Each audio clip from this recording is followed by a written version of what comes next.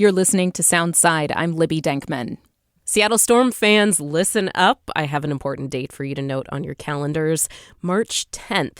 No, that is not the start of the WNBA season. That is still a couple months out. March 10th is a key deadline that could determine when the teams actually hit the court. If the league and players can't shake hands on a new collective bargaining agreement, or CBA, by next Tuesday, the 2026 season could be delayed. That's just a week for this to get done. Labor negotiations have been ongoing for more than a year now, and they are months past their original deadline for a deal. I talked with Sabrina Merchant, a staff writer and co-host of the No Off-Season podcast at The Athletic, about the contract negotiations on Friday. Over the weekend, the league sent a new proposal back to the players. Stay tuned to the end of this conversation for more details on that. I started my conversation with Sabrina by asking her why the players walked away from their previous CBA and why contract talks have been going on for so long. So the current CBA was set to expire in 2027, but there was an early opt-out, which the players chose to exercise because, as you may have heard, the WNBA is having a bit of a moment. A lot of interest in women's basketball, both at the college level and at the pro level. And after just the rocketing success of the WNBA in 2024 in terms of attendance, viewership, just overall presence in the national consciousness with the likes of Caitlin Clark and Angel Reese entering the league, it made sense for them to opt out to try to recreate the financial model that the WNBA uses to pay its players. And that's really at the heart of these negotiations, is how is the revenue that the WNBA brings in going to be shared between the players and the owners, and this convoluted ownership structure that the WNBA possesses, in which it only owns 42% of its own league. Tell me more about that revenue sharing issue specifically. Like, what was it about the old CBA and revenue sharing that didn't work for the players? The old CBA, which was agreed to in 2020, had a salary cap system that was fixed. So the amount of salary cap per season was dictated in 2020. There were 3% increases over the life of the agreement. And no matter how much revenue the league brought in, none of that changed. So in a league where maybe you're struggling to generate revenue, bring in fans, sell tickets, not necessarily such a bad idea. You're guaranteeing a certain amount of income. In a league that is on a rocket ship, frankly, it doesn't quite make a lot of sense for the players to stick to that kind of system, because they want a salary system that is tied to the amount of revenue that the league actually brings in. It's just a matter of how do we split it, what actually goes into the revenue bucket, and how much the players end up getting paid at the end of all of this. For somebody who doesn't watch the NBA or it's not familiar with the business model here, can you kind of talk about the realities of the compensation for the average player? I mean, what are they fighting for here compared to what they have right now? So the salary cap for each WNBA team in 2025 was about $1.5 million, and that's spread among 12 players. So you're looking at an average salary of about $120,000 per player. The league brought in, it won't ever confirm these numbers, but most reports are around $700 million of revenue. So you think about 13 teams, $1.5 million in salary per team, and then $700 million of revenue. There's kind of a gap in how much revenue the players are making versus how much revenue the league itself is bringing in. And that's why you're looking at a new salary system in 2026, where the WNBA is proposing a salary cap of about $5.6 million. The players are proposing a salary cap of about $9.5 million. Either way, average salaries are going to get upwards of $500K, significant increase from what you were looking at in 2025. But the league wants to protect more of the revenue for the owners, because it maintains that even though revenue is increasing, the expenses still comprise a very high chunk of the revenue. Like if you think about an NBA team versus a WNBA team, even if, let's say, the Lakers sell more tickets than the Los Angeles Sparks, it still has the same operating expenses to open Crypto.com Arena to stage a game, right?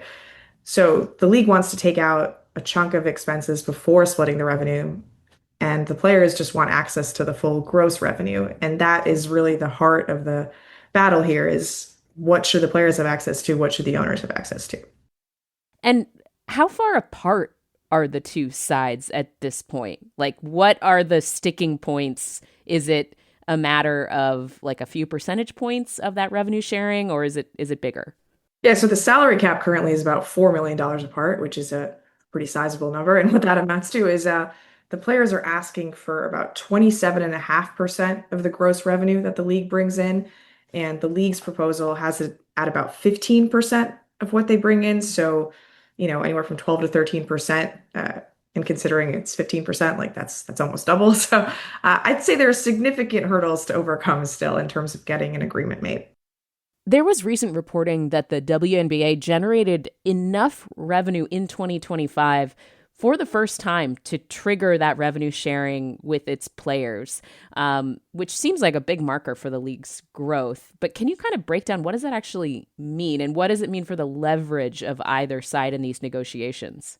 Right. So we mentioned earlier that the previous CBA had a fixed salary structure where, it was decided in 2020 how much the salary cap was going to be in 2025. But there were these revenue sharing targets beyond that where if the league hit a certain amount, then that extra overage revenue would be shared with the players. And for the first 5 years of the agreement, that target was not hit. And part of the problem was because it was a cumulative target. And in 2020 and 2021, you might remember, big global pandemic kind of changed the sports market a lot. So uh, finally, in 2025, after these huge seasons in 2024 and 2025 with the, incredible interest in the WNBA, they did kick into that extra overage target, and that allowed for $16 million to be shared with the players, 8 million of which directly goes to them in terms of paychecks. It's a little complicated what happens with the other 8 million, but essentially it's like an extra 50% revenue based on what they were getting from the salary cap. So I think it's an important marker for the players to show the league that, hey, we're making a lot of money. There should be more available to give in terms of salary.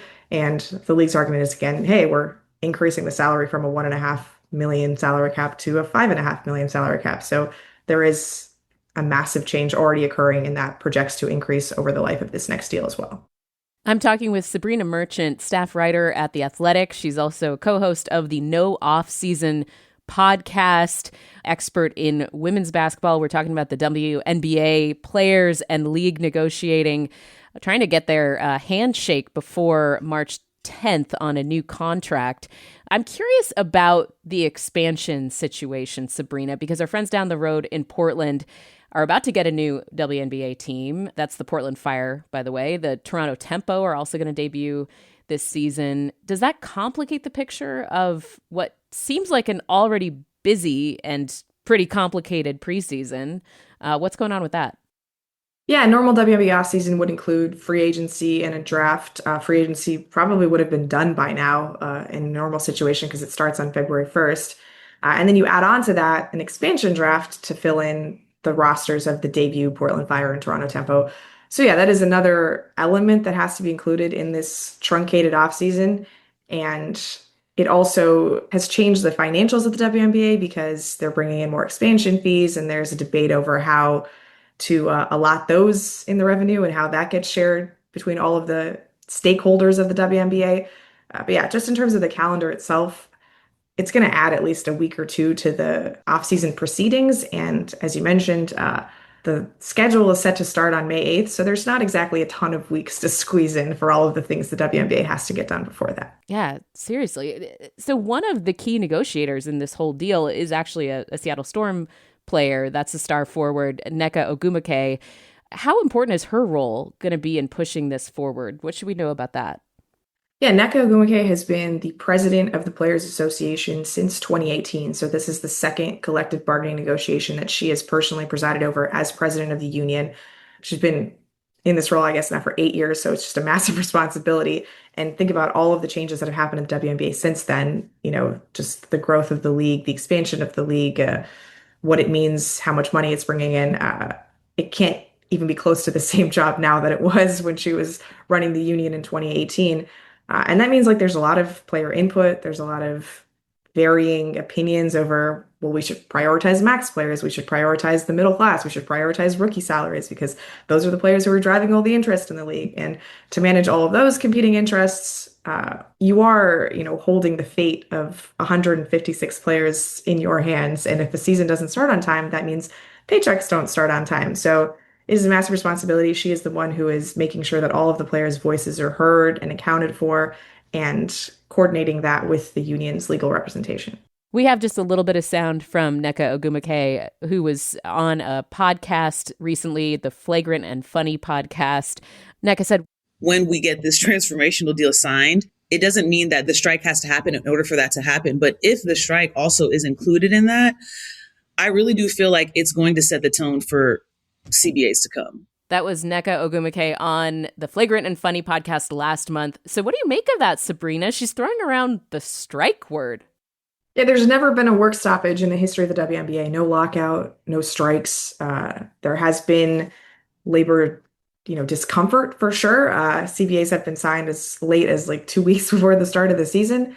But to throw around the strike, it's not something that Nneka would do casually. It should be noted that the WNBA Players Association authorized a strike vote. So 93% of the player body voted on this, and 99% of them said, yes, we allow the executive committee, which Nneka is the president of, to execute a strike if and when they see fit. They haven't so far, and I remain hesitant to see if that's actually a lever that they will pull. But even without a strike, whatever deal the WNBA does manage to make in terms of this new CBA, I think is going to be incredibly influential for other women's sports. You see how their maternity protections influenced the NWSL and the PWHL, and their fight for salary and revenue sharing are things that we've actually seen in the new NWSL collective bargaining agreement. So if their agreement in 2020 was so influential, think about the position that they have now when they occupy a much higher space, I think, in the national consciousness. So whatever deal happens here, I think you're going to see like tentacles of it in other CBAs across women's sports and maybe even across sports as a whole. What do you think about the Storm this year, by the way, for fans who might, just be tuning in? What should they be looking forward to in 2026? Well, the funny thing about the WNBA right now is that all but 2 veterans in the WNBA are not signed to contracts because they all wanted to cash in on the new CBA. One of those veterans happens to be Lexi Brown, who is under contract for the Seattle Storm. But I mean, if you're a Storm fan, the reason to tune in is because you have the most exciting young big, I should say, in women's basketball, and Dominique Malonga, who was outstanding in the second half of the season. I think went toe-to-toe with Asia Wilson during the first round of the playoffs against Las Vegas. She's looked excellent at unrivaled. Three-point shots coming along. The shot blocking is pristine. I mean, you think about who is going to dominate the future of this league, and it's like Paige Beckers, Caitlin Clark, Dominique Malonga's right there in that top 3 or 5. So get in early while she's still only 20 years old, which is a crazy thing to say, and it should be a really fun ride.